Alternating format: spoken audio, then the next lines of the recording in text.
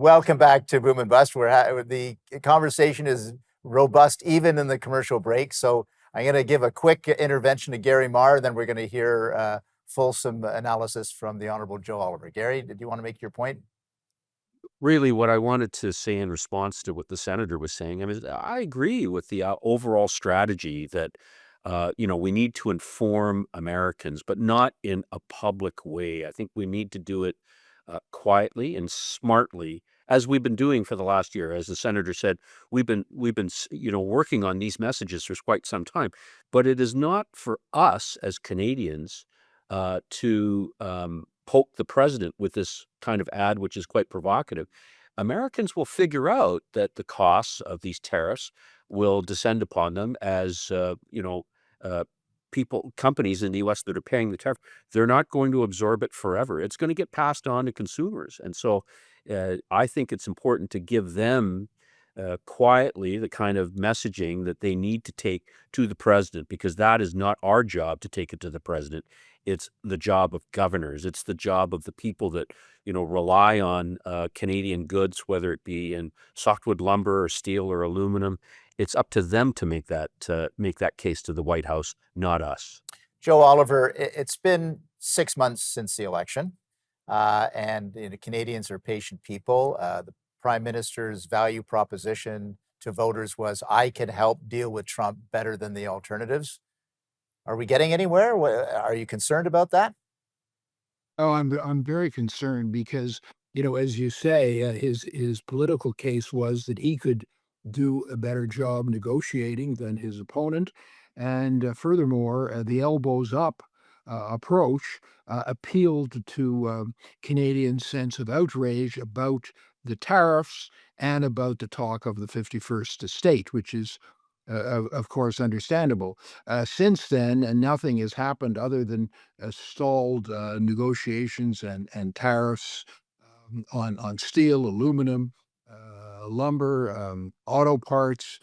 So it's had a really negative impact on the economy. And when we say that the president is unpredictable, that of course is true, but it's also true that the president has penned trade agreements with quite a few countries, with the EU, with the UK, with Malaysia, with Thailand, with Indonesia, with Japan.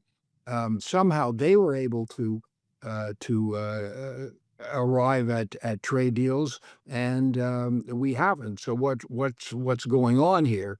Kevin Hassett, who's I think the director of the Economic Council in the United States, said that one of the problems is that Canada is viewed as very uh, not tough, but I think maybe intransigent and negotiators. They're very no. He said they're very difficult to deal with, and this has been a long-term frustration. So there's something about our approach which has not resulted in a deal, but other countries were able to achieve it, and there's a lot at stake here for a country that is in some economic decline, as we know.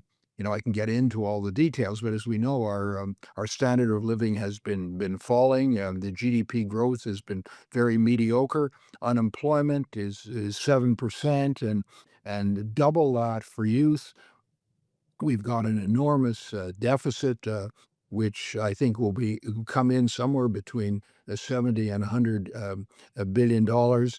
We're paying $50 billion just in interest alone, Hmm. and we're falling behind our trading partners and other wealthy countries all around the world, and particularly behind the United States. And we're in some economic Right. difficulty, and the tariffs are adding to that without a doubt. Yeah. Uh, And I have to jump in here yeah, just for a sure. second. Yep. Those other countries that made a deal with America don't have near the level of participation in trade with America that Canada does. And the only reason they made a deal is that they came forward very early on and said, Will you please take 15%? Will you please take 20%? None of which would work for us because our economies are so much more integrated between Canada, Mexico, and America in the middle. That's really why we haven't been able to just throw something on the table so that they could ink a deal.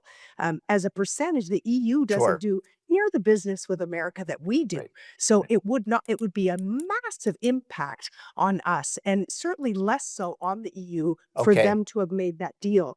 And that's why I'm feeling confident